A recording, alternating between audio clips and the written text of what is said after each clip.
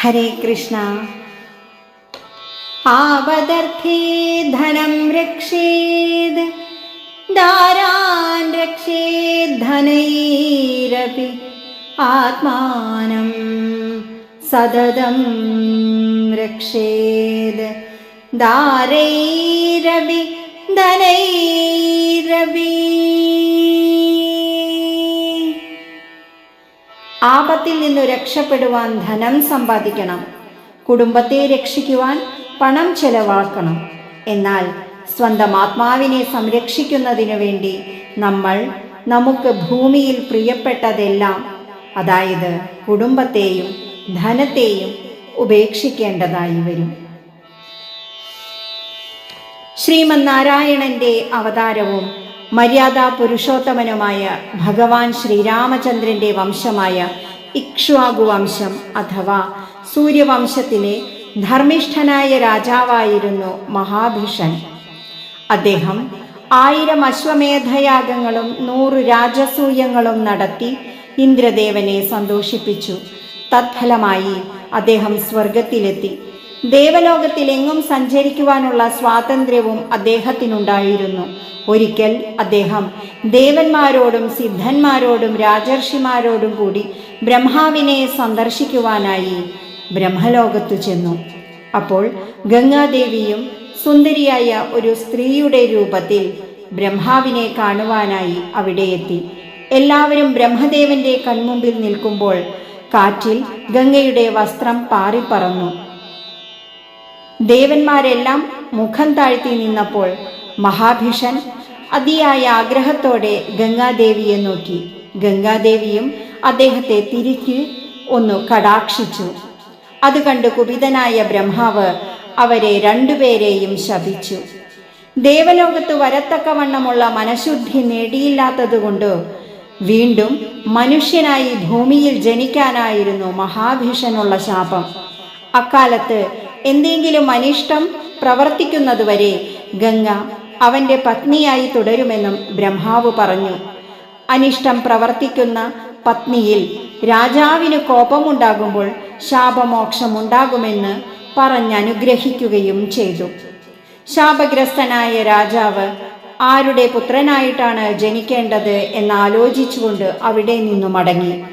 അക്കാലത്ത് പ്രദീപൻ എന്ന അതിതേജസ്വിയായ ഒരു രാജാവ് ഭൂമിയിലുണ്ടായിരുന്നു. മഹാപ്രതാപശാലിയും ധർമ്മിഷ്ഠനും സർവസമ്മതനുമായിരുന്ന ആ രാജാവിൻ്റെ പുത്രനായി ജനിക്കുന്നത് നന്നായിരിക്കുമെന്ന് അദ്ദേഹം തീർച്ചപ്പെടുത്തി. ചന്ദ്രവംശത്തിലെ ഭീമസേന മഹാരാജാവിൻ്റെയും കേകയ രാജ്യത്തെ രാജകുമാരിയായിരുന്ന സുകുമാരിയുടെയും പുത്രനായിരുന്നു പ്രദീപൻ. അദ്ദേഹത്തിൻ്റെ ഭാര്യ സുനന്ദ ശിബിയിലെ രാജകുമാരിയായിരുന്നു. സുനന്ദയിൽ അദ്ദേഹത്തിന് ദേവാപി, ശന്തനു, ബാൽഹീകൻ എന്നിങ്ങനെ 3 പുത്രന്മാരാണ് ഉണ്ടായത്. പ്രതാപശാലിയായിരുന്ന പ്രദീപ രാജാവ് ഒരിക്കൽ രാജ്യഭാരം മന്ത്രിമാരെ ഏൽപ്പിച്ച് ഗംഗാതീരത്തു തപസ് ചെയ്യുകയായിരുന്നു. വിജനമായ ഒരു സ്ഥലത്ത് ആശ്രമം നിർമ്മിച്ച് കഠിനമായ വ്രതാനുഷ്ഠാനത്തോടുകൂടി ജീവിതം നയിച്ചിരുന്ന അദ്ദേഹം ഒരു ദിവസം രാവിലെ നിത്യകൃത്യങ്ങളെല്ലാം കഴിഞ്ഞ് ജപധ്യാന നിരതനായിരിക്കുമ്പോൾ ഗംഗാദേവി അത്യന്ത സുന്ദരിയായ ഒരു യുവതിയുടെ വേഷത്തിൽ രാജാവിൻ്റെ വലത്തെ തുടമേൽ വന്നിരുന്നു. മനോനിയന്ത്രണം സാധിച്ച ആ രാജാവ് യാതൊരു പരിഭ്രമവും കൂടാതെ ആ സ്ത്രീ ആരാണെന്നും എന്താണ് ആവശ്യമെന്നും അന്വേഷിച്ചു. സ്ത്രീരൂപധാരിണിയായ ഗംഗ പറഞ്ഞു, രാജാവേ, ഞാൻ അങ്ങയെ സ്നേഹിക്കുന്നു, എന്നെ അങ്ങ് സ്വീകരിക്കണം. കാമവതികളായ സ്ത്രീകളെ ഉപേക്ഷിക്കുന്നത് അധർമ്മമാണെന്നല്ലേ സജ്ജനങ്ങൾ പറയുന്നത്? രാജാവ് പറഞ്ഞു, വത്സേ, നീ പറയുന്നത് ശരിയാണ്. പക്ഷേ നീ എൻ്റെ വലത്തു തുടമേലാണ് വന്നിരിക്കുന്നത്. അത് പുത്രന്മാർക്കും പുത്രഭാര്യമാർക്കുമുള്ള സ്ഥാനമാണ്. പത്നിമാർക്ക് ഇടത്തേ തുടമേലെ ഇരിക്കാൻ അർഹതയുള്ളൂ. ഇതാണ് ധർമ്മം. അതിനെതിരായി ഞാൻ പ്രവർത്തിക്കുകയില്ല. ഞാൻ നിന്നെ പത്നിയായി സ്വീകരിച്ചാൽ അത് അധർമ്മമാകും. അതുകൊണ്ട് ഞാൻ നിന്നെ എൻ്റെ പുത്രഭാര്യയായി സ്വീകരിക്കാം. കുറച്ചുകാലം കാത്തിരിക്കുക. ഗംഗാദേവിക്കും അതുതന്നെയായിരുന്നു ആവശ്യം. രാജാവിൻ്റെ അഭിപ്രായം മാനിച്ച് അവൾ അപ്പോൾ തന്നെ അന്തർധാനം ചെയ്തു. പിന്നീട് പുത്രന് വിവാഹപ്രായമായപ്പോൾ പിതാവ് ശന്തനുവിനെ വിളിച്ചു പറഞ്ഞു, മകനെ, ഈ രാജ്യം നിന്നെ ഏൽപ്പിച്ച് ഞാൻ പുണ്യലോകങ്ങളിലേക്ക് പോകുവാൻ ആഗ്രഹിക്കുന്നു. ഒരിക്കൽ അതിസുന്ദരിയായ ഒരു ദിവ്യ സ്ത്രീ നിന്റെ ഐശ്വര്യത്തിനായി എൻ്റെ അടുക്കൽ വന്നിരുന്നു. അവൾ പുത്രാർത്ഥിനിയായി നിന്റെ അടുക്കൽ വരികയാണെങ്കിൽ നീ ഏതാണ്, ആരുടെ മകളാണ് എന്നൊന്നും ചോദിക്കാതെ തന്നെ നീ അവളെ സ്വീകരിക്കണം. അവൾ എന്തു തന്നെ ചെയ്താലും നീ അതിൽ അപ്രിയം ഭാവിക്കരുത്. എൻ്റെ ആവശ്യപ്രകാരമാണ് നീ അവളെ സ്വീകരിക്കുന്നതെന്ന് വിചാരിച്ചു കൊള്ളുക. ഇങ്ങനെ പറഞ്ഞു പ്രദീപ രാജാവ് ശന്തനുവിനെ രാജാവാക്കി അഭിഷേകം ചെയ്ത് വാനപ്രസ്ഥനായി വനത്തിലേക്ക് പോയി. അധികം താമസിയാതെ അദ്ദേഹം കാലധർമ്മം പ്രാപിക്കുകയും ചെയ്തു. ശന്തനുവും അച്ഛനെ പോലെ സത്യധർമാദികളിൽ നിന്ന് അണുപോലും വ്യതിചലിക്കാതെ രാജ്യം പരിപാലിച്ചു. അത്യന്തം ധർമ്മിഷ്ഠനും തപസ്വിയും തേജസ്വിയുമായ അദ്ദേഹത്തിന്റെ ഭരണത്തിൽ സന്തോഷവും സമാധാനവും ഉത്തരോത്തരം അഭിവൃദ്ധിപ്പെട്ടു. ഇന്ദ്രതുല്യനും അത്യന്തം ധർമ്മിഷ്ഠനുമായ ശന്തനു മഹാരാജാവ് പ്രജാപാലനത്തിൽ ഏറ്റവും തൽപരനായിരുന്നു. സത്യവും ധർമ്മവും അനുഷ്ഠിച്ചുള്ള അദ്ദേഹത്തിന്റെ ഭരണത്തിൽ പ്രജകളെല്ലാം വളരെ സന്തുഷ്ടരായി കാലം നയിച്ചു. രാജ്യഭരണത്തോടൊപ്പം അദ്ദേഹം നായാട്ടിലും വളരെ തൽപരനായിരുന്നു. പലപ്പോഴും അനുചരന്മാരോടുകൂടി വനാന്തരങ്ങളിൽ ചുറ്റി നടന്നു വേട്ടയാടി മൃഗങ്ങളെ കൊല്ലുന്നത് അദ്ദേഹത്തിന്റെ വിനോദമാണ്. അങ്ങനെ ഒരിക്കൽ ഗംഗാതീരത്തുള്ള കാട്ടിൽ വേട്ടയാടി സഞ്ചരിച്ചു കൊണ്ടിരിക്കുമ്പോൾ അസാധാരണമായ സൗന്ദര്യത്തോടു കൂടിയ ഒരു സ്ത്രീരത്നത്തെ കാണുവാനിടയായി.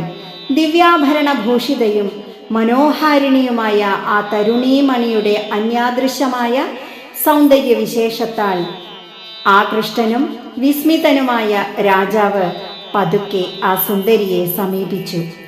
അച്ഛൻ പറഞ്ഞ അവസാന വാക്കുകൾ ഓർമ്മിപ്പിച്ചുകൊണ്ട് ശന്തനു രാജാവ് ആ സുന്ദരിയോട് തൻ്റെ പത്നീപദം സ്വീകരിക്കുവാൻ അപേക്ഷിച്ചു. സ്ത്രീരൂപം ധരിച്ചു വന്ന ഗംഗാദേവി രാജാവിൻ്റെ അപേക്ഷയെ സ്വീകരിക്കുവാൻ സന്നദ്ധയായി. എന്നാൽ ഒരു ഉപാധി അവൾ രാജാവിൻ്റെ മുമ്പിൽ സമർപ്പിച്ചു. അതായത്, രാജാവ് ഒരിക്കലും തന്നോട് അപ്രിയം കാണിക്കുകയോ പറയുകയോ ചെയ്യരുത്. നല്ലതോ ചീത്തയോ ഹിതമോ അഹിതമോ എന്തു തന്നെ ചെയ്താലും അതിൽ വിരോധം പറയുവാനും പാടില്ല. താൻ ആരാണെന്ന പരമാർത്ഥം ചോദിക്കുകയുമരുത്.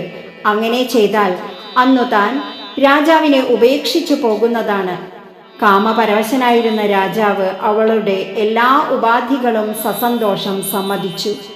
ഗംഗാദേവി ശന്തനു മഹാരാജാവിനെ സ്വീകരിച്ച് അദ്ദേഹത്തിൻ്റെ പ്രിയ പത്നിയായി ജീവിച്ചു.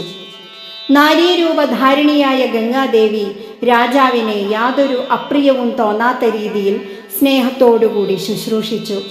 തനിക്കൊരു ത്രൈലോക്യ സുന്ദരിയെ സഹധർമ്മിണിയായി കിട്ടിയത് മഹാഭാഗ്യമായി കരുതിയ രാജാവ് അവൾ എന്തു തന്നെ ചെയ്താലും അതിനെപ്പറ്റി ഒന്നും തന്നെ ചോദിക്കുകയോ പറയുകയോ ചെയ്തിരുന്നില്ല.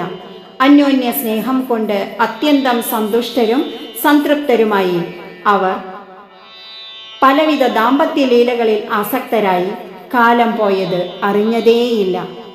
അങ്ങനെ ഗംഗാദേവി ഗർഭിണിയായി ആദ്യത്തെ ശിശുവിനെ പ്രസവിച്ചു.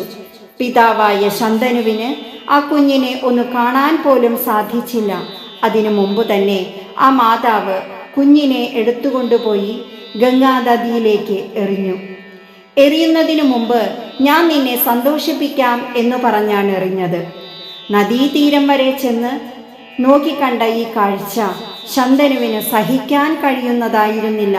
എന്നാൽ താൻ ചെയ്ത വ്യവസ്ഥ ഓർമ്മ വന്നതിനാൽ യാതൊരു അപ്രിയവും പറയാൻ കഴിഞ്ഞതുമില്ല. 7 പ്രസവങ്ങൾ കഴിഞ്ഞു. 7 കുഞ്ഞുങ്ങളെയും ഗംഗാനദിയിലേക്ക് എറിഞ്ഞുകൊണ്ടിരുന്നു. മഹാരാജാവിന് ഇതെല്ലാം സഹിക്കാൻ കഴിയുന്നതിലും അപ്പുറമായിരുന്നു. 8ാമത് പ്രസവിച്ചപ്പോൾ ആ കുഞ്ഞിനെ എന്തായാലും നദിയിലേക്ക് എറിഞ്ഞു കൊല്ലാൻ സമ്മതിക്കില്ലെന്ന് രാജാവ് നിർബന്ധം പറഞ്ഞു. ദേവിയെ തടഞ്ഞുകൊണ്ട് രാജാവ് ഇപ്രകാരം ചോദിച്ചു: പുത്രഘാതിനി, നീ ഇപ്പോൾ തന്നെ വേണ്ടത്ര പാപം നേടിക്കഴിഞ്ഞു. ഈ പുത്രനെയെങ്കിലും കൊല്ലരുത്. അവനെ എനിക്ക് വേണം. ഇങ്ങനെ കുഞ്ഞുങ്ങളെ കൊല്ലുവാൻ കാരണമെന്താണ്? നീ ആരാണ്? ഗംഗാദേവി പറഞ്ഞു, രാജാവേ, അങ്ങയുടെ ആഗ്രഹമനുസരിച്ച് ഞാൻ ഈ കുഞ്ഞിനെ കൊല്ലുന്നില്ല. ഞാൻ ജഹ്നുപുത്രിയായ ഗംഗയാണ്. ദേവകാര്യത്തിനു വേണ്ടി നാരീരൂപം കൊണ്ട് അങ്ങയുടെ പത്നിയായി ഇത്രയും കാലം വസിച്ചു. ഈ 8 കുട്ടികൾ അഷ്ടവസുക്കളാണ്. ആപവന്റെ ശാപം കൊണ്ട് അവർക്ക് മനുഷ്യരായി ജനിക്കേണ്ടി വന്നു. അവരുടെ അമ്മയാകുവാൻ വേണ്ടിയാണ് ഞാൻ സ്ത്രീരൂപം ധരിച്ചത്. ജനിച്ച ഉടനെ മനുഷ്യജന്മം അവസാനിപ്പിച്ചു ശാപമുക്തരാക്കുവാനാണ് ഞാൻ അവരെ ഗംഗയിലേക്ക് എറിഞ്ഞത്. വസുക്കളോടുള്ള കരാറുപ്രകാരം അവരുടെ അംശജാതനായ ഈ 8ാമത്തെ പുത്രൻ അങ്ങയെ സന്തോഷിപ്പിക്കുവാനായി ജീവിക്കുന്നതാണ്. ഗംഗാദത്തൻ എന്ന പേരിൽ ഇവൻ അറിയപ്പെടും. ഇത്രയും കേട്ടപ്പോൾ ശന്തനുവിൻ്റെ ജിജ്ഞാസ വർദ്ധിച്ചു. അദ്ദേഹം ചോദിച്ചു, ആരാണ് ഈ ആപവൻ? വസുക്കൾ മനുഷ്യരായി ജനിക്കത്തക്ക വിധം എന്തു പാപമാണിവർ ചെയ്തത്? അവർ സർവ്വലോകേശ്വരന്മാരാണല്ലോ. ഭവതി എനിക്ക് നൽകുന്ന ഈ കുമാരൻ മനുഷ്യരുടെ ഇടയിൽ വസിക്കത്തക്ക വിധം എന്തു വലിയ പാപമാണ് ചെയ്തിട്ടുള്ളത്? എന്തെല്ലാം ആയാലും ഇതെല്ലാം വിസ്തരിച്ച് കേട്ടാൽ കൊള്ളാമെന്ന് ഞാൻ ആഗ്രഹിക്കുന്നു. ജാഹ്നവി ചിരിച്ചുകൊണ്ട് പറഞ്ഞു, തീർച്ചയായും ഭവാൻ കേൾക്കാൻ ആഗ്രഹിച്ചതുപോലെ ഞാൻ അതെല്ലാം വിസ്തരിച്ചു പറയാം. തുടർന്ന് ഇന്ദ്രന്റെയും വിഷ്ണുവിൻ്റെയും പാർശ്വവർത്തികളും പ്രകൃതി ശക്തിയുടെ 8 ഭാവങ്ങളായി കൽപ്പിക്കുന്ന അഷ്ടവസുക്കളെക്കുറിച്ചും അവർക്കുണ്ടായ ശാപത്തെയും ദേവി ആഖ്യാനം ചെയ്യാൻ തുടങ്ങുകയാണ്. ഓം നമോ ഭഗവതേ വാസുദേവായ.